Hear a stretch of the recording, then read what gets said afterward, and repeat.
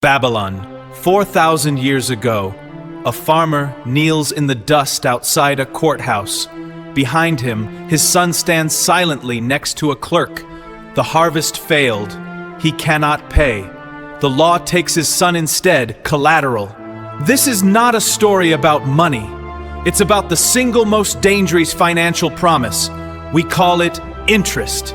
And for 4,000 years, it has brought the entire world to its knees. This is not a story about money.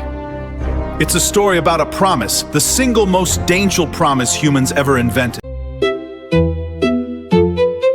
Long before anyone minted a coin, temples and pali tracking debt, grain and silver name by name pressed into clay.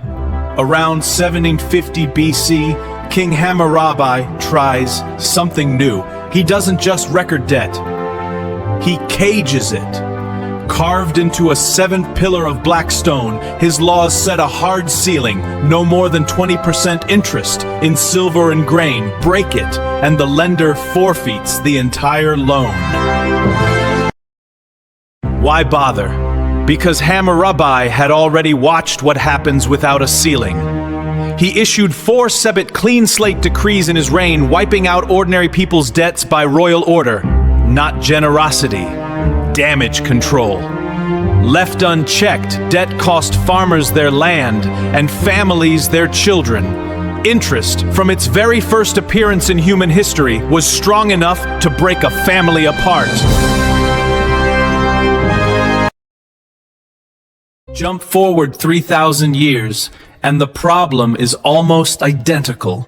By the 1400s, the church had branded interest a sin, usury, punished in this life, and warned of in the next. But people still needed to borrow, and loan sharks filled the gap. So in 47-2, the city of Sina creates something radical. A public pawnshop, a Monte di Pietà, a mountain of poor, at a fixed sanctioned rate of 7.5%. That little pawnshop is still open today. You know it as Banca Monte dei Paschi di Siena, the oldest bank on earth, running for over 550 years. It survived plagues, wars, the fall of empires. And its name comes from the marketplace bench merchants once did business on, a banco. When a merchant went broke, that bench was physically broken, bancarotta, that's where bankrupt. Meanwhile, the Knights Templar were letting pilgrims deposit gold in London with nothing but a coded letter, no interest officially, and the Medici family built a banking dynasty by hiding interest inside letters of credit, clever enough to slip past the church entirely. The ban on interest hadn't disappeared. Humanity had simply learned to write around it. 2 centuries later, England is on the edge of financial collapse. Years of war with France have emptied the royal treasury. Taxes can no longer keep up with the cost of battle. Sailors go unpaid. Ships sit idle in harbor, slowly decaying. The kingdom doesn't just need soldiers, it needs a new way to finance war. Then, in 1694, a Scottish financier named William Paterson proposes a radical solution. He offers the crown an extraordinary deal, and private investors will immediately lend the $1 a staggering amount at the time. In return, those investors won't receive land or political power. They'll receive something far more revolutionary: regular interest payments backed by the government itself. That agreement gives birth to the Bank of England. But the real innovation that government debt isn't the bank. Instead of borrowing, that government's debt can become an investment. Instead of borrowing from a handful of nobles, the government transforms its debt into financial assets, pieces of paper can buy, sell and trade, or pass down to their children. For the first time in history, a nation's promise to repay becomes something with market value. The system works. England gains a reliable source of funding. The Royal Navy returns to sea. Confidence in government finance grows stronger than ever.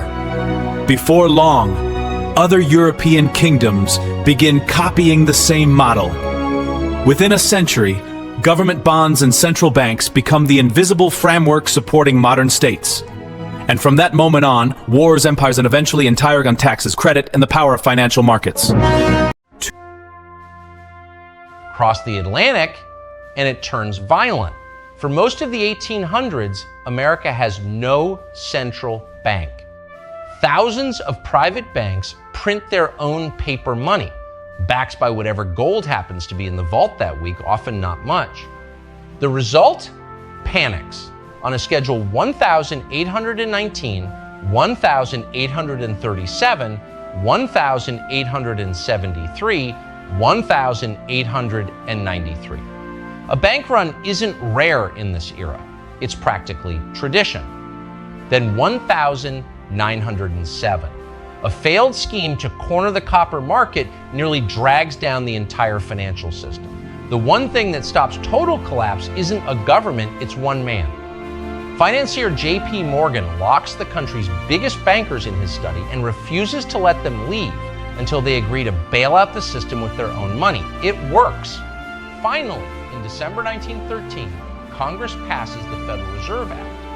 The new institution, the Federal Reserve, is designed to be the nation's central bank. Its most important responsibility is to serve as the lender of last resort. When panic strikes and banks run out of cash, the Federal Reserve can provide emergency liquidity, helping prevent widespread bank failures and restoring confidence in the financial system. But its role doesn't end there. The Federal Reserve also gains the power to influence the economy by adjusting interest rates and managing the nation's money supply. Lower interest rates can encourage borrowing, investment, and economic growth. Higher rates can slow inflation when prices rise too quickly. For the first time in American history, monetary policy becomes a permanent tool of government. Instead of relying on the decisions of one powerful banker, the stability of the nation's financial system is placed in the hands of an institution built to protect it. The era of modern central banking has begun.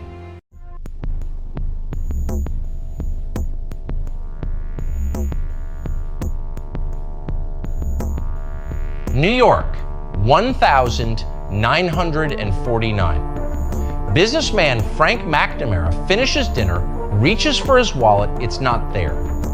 The embarrassment sticks with him. In 1950, he returns and pays with a small cardboard card bearing his signature and a promise to settle later. That's Diners Club, the world's first general-purpose credit card. Within a year, 20,000 members. Banks take notice. In 1958, Bank of America mails 2 million Californians a plastic card they never asked for, the Bank of America card, offering revolving credit. Pay a little now, carry the rest, owe interest on what's left. It eventually becomes Visa. Borrowing has just shrunk from a bank manager's desk to something that fits in a wallet. Then, June 1967, outside of Barclays in London, a machine hands a stranger cash with no teller involved, the world's first ATM. 2 years later, Chemical Bank installs the first one in America, nicknamed the DocuTeller. People don't trust it at first. Some banks give their machines cartoon mascots just to seem friendlier. By the late 1970s, magnetic stripes replace paper vouchers and debit cards arrive. The marketplace bench has become a strip of black tape, and interest is no longer something you negotiate. It's something a machine calculates for you silently every month.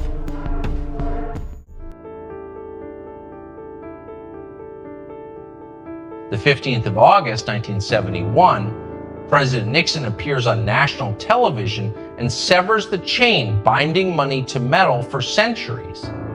the US will no longer exchange dollars for gold. From here on, a dollar's value rests on something stranger than metal: trust. And the tool used to manage that trust is the same one Hammurabi wielded 4,000 years earlier: interest. Except now it moves at the speed of a single sentence from the Federal Reserve chair, reaching every bank and mortgage in the country within hours.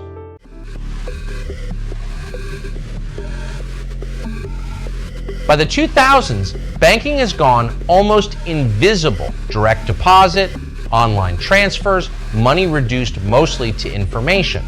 But information can still lie. Cheap credit let millions of Americans borrow more house than they could afford. Wall Street sliced those mortgages into securities and resold them until nobody could say what anything was worth. When the music stopped, a 158-year-old institution, Lehman Brothers, collapsed in days, and the global financial system came within hours of freezing. The Federal Reserve's answer: slash interest rates to nearly zero and hold them there. Cheap money deployed to save an economy that cheap money had helped break. Same force, same double edge it's always had, only the scale and the speed had grown. Today, that same 4,000-year-old idea moves through a tap on a phone screen. From a Babylonian farmer losing his son over unpaid grain, to a Renaissance pawnshop undercutting loan sharks, to a machine in a London wall handing cash to strangers, to a phone in your pocket moving money across the planet in an instant. The story of banking was never really about buildings, or coins, or apps. It's about time. Interest is the price we put on waiting the fee for trusting someone else with your future, and the risk that trust gets broken. Every civilization that's touched money has had to answer the question Hammurabi carved into black stone: how much is too much to charge someone for time itself? Nobody has ever fully answered it. We've only ever managed it a little better, a little worse, for as long as human beings have kept promises to each other.